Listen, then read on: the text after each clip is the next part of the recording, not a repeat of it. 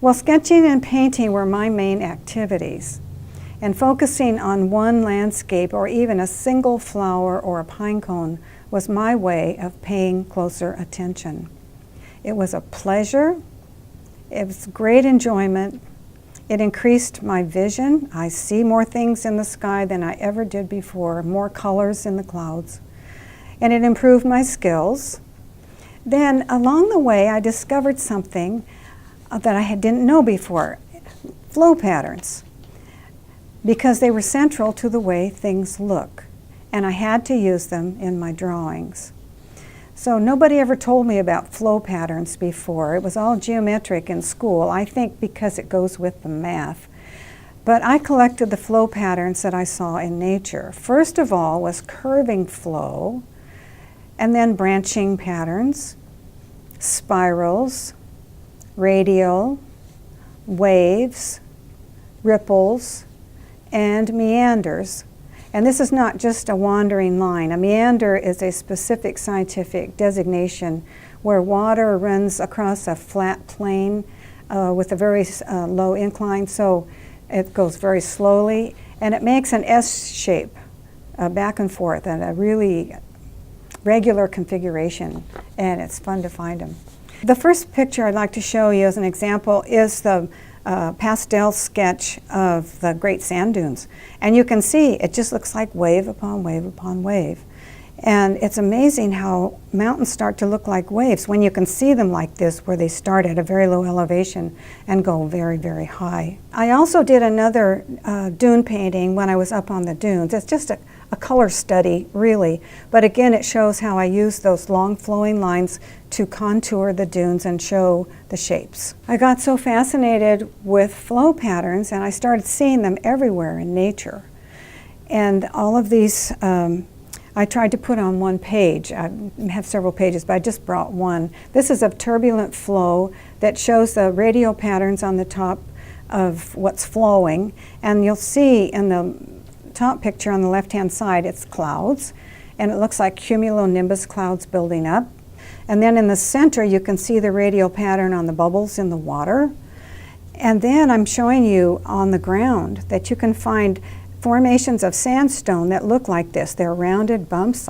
We climbed all over one of those out in the middle of Utah. And down on the left, I built a campfire, and the billowing smoke that comes out is in rounded puffs, and we've all seen that many a time. Over on the right, I also tried to draw a maple grove cluster of trees out in the middle of Utah. And from a distance, the rounded tops, again, take on this same radial shape that comes from flow patterns. In Chapter 9 of my book, we're camped in the Rocky Mountains at Haviland Lake, north of Durango, a favorite fishing spot. And I pull out my paints and set up on the picnic table. My classroom palette doesn't fit what I've been seeing. The student pigments that I was trained to buy are not true to this landscape, except for an occasional wildflower. The colors are too bright. The sage, junipers, conifers, rocky outcrops, and distant mountains all challenge my color sense. Western outdoor colors are more muted, even earthy. I ponder new choices.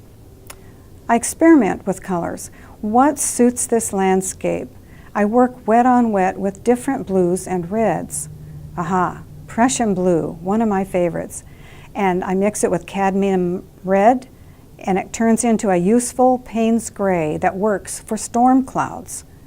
A mixed color is more versatile than straight tube color.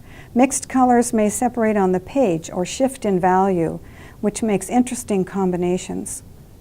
Controlling it is another matter, but this gives me two primary colors for outdoors. But I still need a yellow. A couple days later, I take my art pack down to the lake boat ramp and find a place to paint. I pick up my brush and experiment. So much is involved. The breeze ripples the water in an all-over pattern of dancing lights.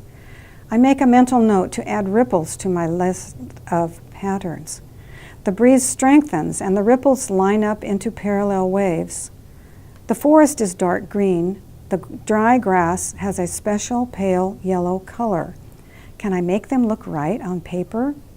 Still looking for the perfect yellow to complete my triad of primary colors for outdoors, I pull out a tube of raw sienna, one of the earth colors.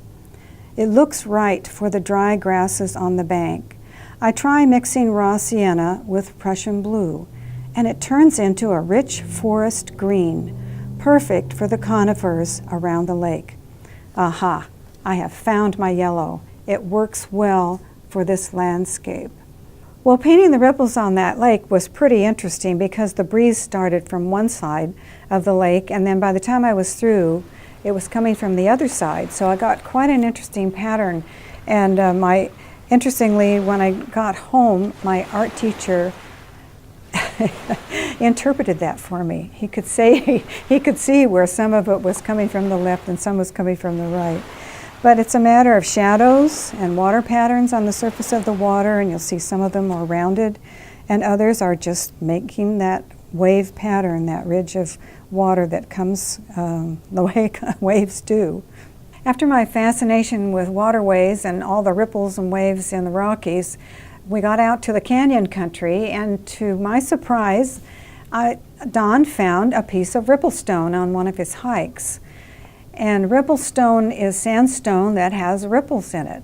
And of course it's caused from thousands of years ago when the ripples were in sand only and water was flowing right across it in such a way that the ripples became fairly hard and fairly permanent. But what really made them turn into rock was some kind of upheaval geologically, and they got covered up at just the right moment. And then they were pressed into rock over eons of time. It's fun to see there are ripples everywhere, in the ground, in the sky, and to have the ripple stone, it was just a great addition to our travels. So this is how we reconnected with nature.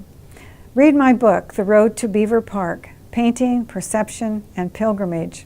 It's all in there, waiting to help you on your own journey of discovery.